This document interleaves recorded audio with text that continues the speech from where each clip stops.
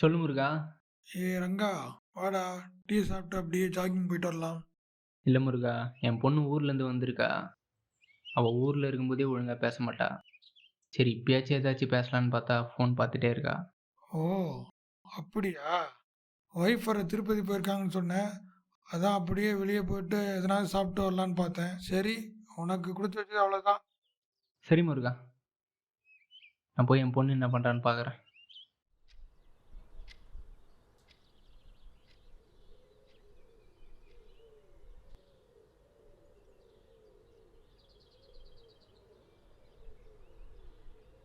என்னம்மா புக் படிக்கிற?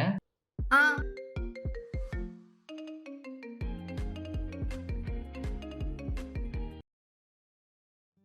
Hello hello.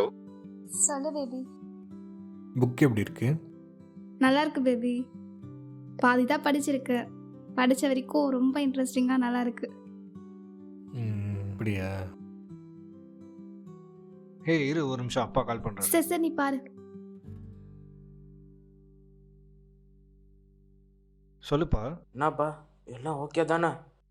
நாளைக்கு புக் லான்ச் ஈவெண்ட் வரவங்களுக்கு எந்த குறையும் இல்லாமல் பார்த்துக்கணும்ப்பா. அதெல்லாம் ஒன்றும் பிரச்சனை இல்லைப்பா, நான் பார்த்துக்கிறேன்.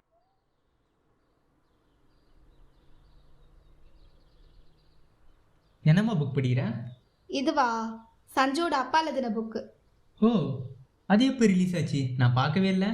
இன்னும் ரிலீஸ் பண்ணலை. அவரோட 14th பர்த்டேக்கு தான் ரிலீஸ் ஆகுது. நாளைக்கு தான். புக் எப்படி இருக்கு? சின்ன வயசுலேருந்து அவருக்கு நடந்த இன்சிடென்ட்லாம் வச்சு ஒரு ஆட்டோபயோகிராஃபி மாதிரி எழுதியிருக்காரு. செம்ம இன்ஸ்பைரிங்கான பர்சன். இதை படிக்கும் போதே தெரியுது. நான் கூட புக்கு எழுதலான்னு இருக்கேன். புக்கு எல்லாரோடையும் எழுத முடியாது. லைஃப்பில் ஏதாவது எக்ஸ்ட்ரா சம்பவம் நடந்திருக்கணும். இருக்கும், எழுதுவேன். என்னென்ன எழுதுவ? மாடு பார்த்துக்கிறேன், செடிக்கு தண்ணி ஊற்றுறேன், இல்லை ஓடாத கடையை வச்சுட்டு இருக்கேனா, இல்லை பொண்ணு காசில் வாழ்ந்துட்டு இருக்கேனா. உன்னுடைய கதையெல்லாம் இந்த அரை பக்கம் கூட தாண்டாது. வெளியில் மாடு கத்துது.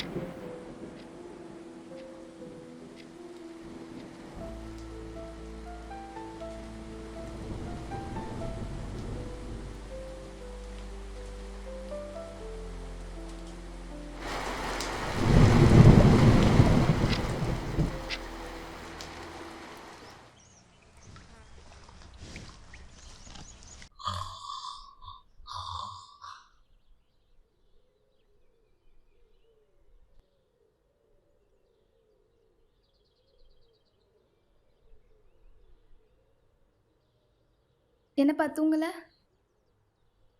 யோசிச்சுட்டு இருந்தேன். நீ தானே என் லைஃப்பில் எதாவது எக்ஸ்ட்ராடனரி சம்பவம் நடந்திருக்கான்னு கேட்ட. என்னோட லைஃப்லேயும் ஒரு விஷயம் நடந்திருக்கு. இருப்பா, குளிச்சுட்டு வந்து கேட்குறேன்.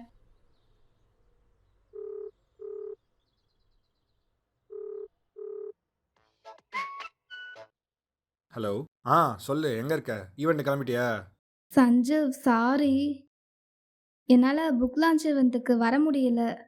எஸ்டர்டே ஊர்லேருந்து ட்ராவல் பண்ணி வந்ததே உடம்பு சரியில்லை. திரும்பவும் சென்னை வரலும் வந்தால் டயர்டாகிடுவேன். ஓ அப்படியா, சரி பரவாயில்ல, நீ உடம்பு பார்த்துக்கோ, பிரச்சனை இல்லை. நான் வீடியோ சென்ட் பண்ணுறேன், நீ டிவியில் போட்டு போயிரு, ஓகேவா?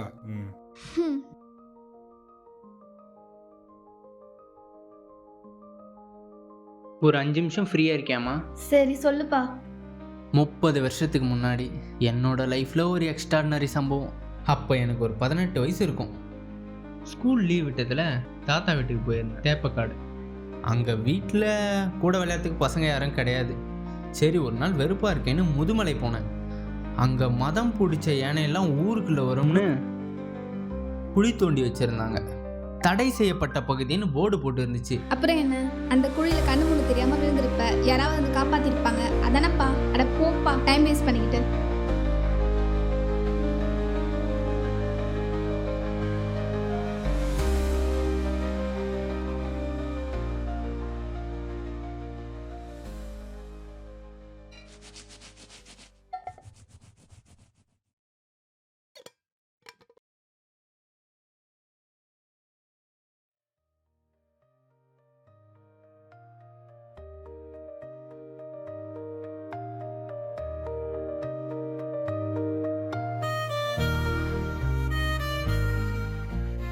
சொல்லுங்க.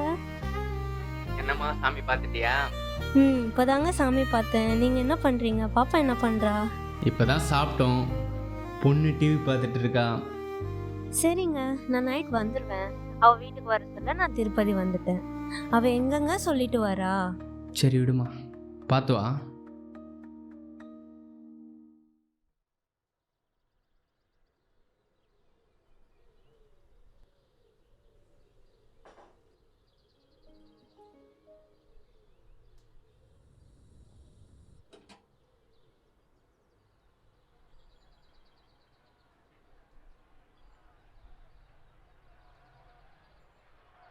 புத்தக விழாவாமா?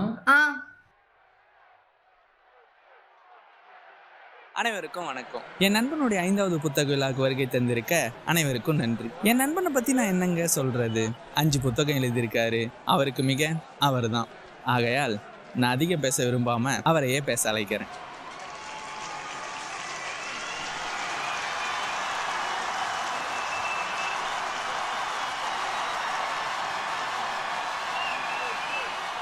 எல்லாருக்கும் வணக்கம். என்னோட 5வது புத்தக வெளியீட்டு விழாவுக்கு வந்திருக்க எல்லாருக்கும் நன்றிகளை தெரிவித்துக் கொள்கிறேன். இந்த புத்தகத்துலேயும் வெளியிடாத, யார்கிட்டையும் நான் சொல்லாத ஒரு கதையை உங்ககிட்ட பகிர்ந்துக்கணும்னு நினைக்கிறேன். எனக்கு ஒரு 13 வயசு இருக்குங்க. தேப்பக்காடுக்கு கோடைக்கால விடுமுறைக்கு போன எனக்கு அங்கே பக்கத்தில் தான் முதுமலை, இன்னும் அங்கே யானைகள்லாம் இருக்குன்னும் நான் தெரிஞ்சுக்கிட்டேன். யானையை பார்க்கணுன்ற ஆர்வத்தில் நான் என் வீட்டில் கூட சொல்லாமல் கிளம்பிட்டேன். முதுமலைக்கு போகிறது ஒரு இதுவாக இருந்தாலும் அங்கே ஒரு போர்டு இருந்துச்சு, இங்கே ஒரு ஆபத்தான பகுதின்ற போர்டு இருந்துச்சு. அதை கூட பார்க்காதனா என்னோட ஆர்வத்தில் உள்ளே போயிட்டேன்.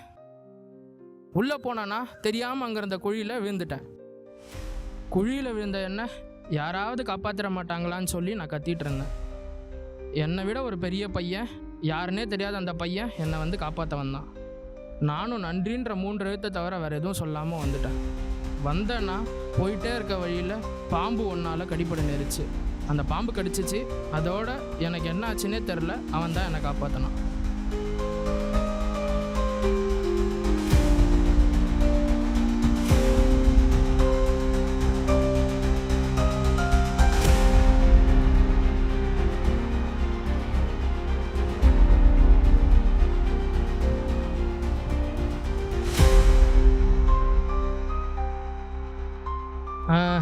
இன்றைக்கி நான் உங்கள் முன்னாடியெல்லாம் உயிரோடு வந்து பேசிகிட்டு இருக்கேன்னா, இவ்வளோ சக்ஸஸ்ஃபுல்லாக இருக்கேன்னா, 5 புக்கு எழுதியிருக்கேன்னா அதுக்கு காரணம் அந்த பையன்தான்.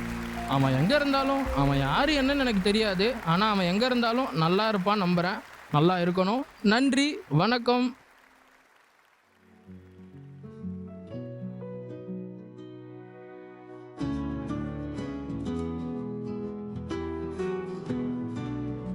நான் வேணா சொல்லட்டுமாப்பா? வேணாம்மா, நீ பேசினதே போதும்.